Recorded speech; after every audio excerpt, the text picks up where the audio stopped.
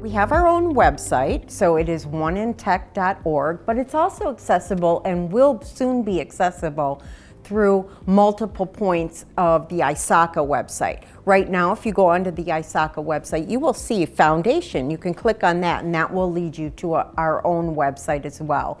And then again, in the future, you will see our services and our mission pop up in a lot of the other elements that ISACA does for members and for chapters. Folks always ask how I've gotten into this work, and I do have a background in nonprofit program management and program development, and that has been rewarding. And so when I tell people that I work for a digital trust organization, they're like, "Holly, like you're not that technically savvy," and it's not that. I think as a personal experience as a young Black woman in America, I know how hard it is to advance professionally. I know how it is to feel like you don't have the tools, that you don't know what you don't know, right?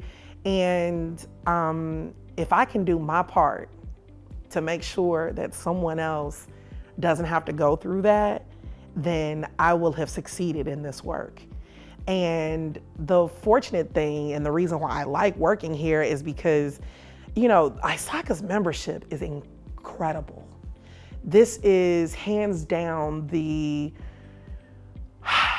I hate to say this, but the most intelligent group of people I've ever been blessed to work with and blessed to service. And which for me is incredible because the payoff of our work is almost immediate. You hear the stories of ISACA members who say, "Oh, I didn't know that this program was available," or, "Oh, I did not know this terminology, intersectionality, that this is completely new to me, and it's a term that's been around since the late 80s, early 90s, And so those messages of wonderment and thank yous for the support, the return is immediate, and it helps me to know that we are on the right path, that we're doing good work, and that we have an opportunity to make, I think, a much larger impact than we initially anticipated. I do believe that. And so the work is very personal for me. It's very personal. As they say, when you're a parent, you want to create a world for your children better than what you experienced.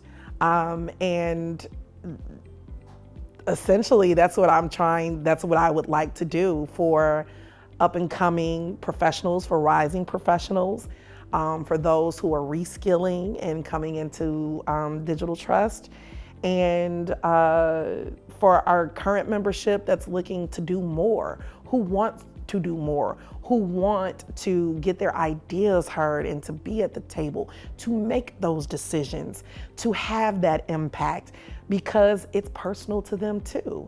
I think all of us have a family member who has been scammed in some way. I think all of us have passwords that have been compromised or our identity stolen. When we think of the digital world, there's this distance there where it's virtual and it doesn't necessarily apply to me, or I'm just doing this work for an unknown entity. But that's not true. We all have these experiences, right? And so if we can put the people in places to say, "Hey, my grandmother had this experience." Someone from a different culture may not understand how detrimental that identity theft was for that grandparent. But someone who's the grandchild that voice needs to be at the table. That voice needs to be heard, it needs to be valued. And that's the pathway that we're trying to create to humanize digital trust and to make it safer with inclusion.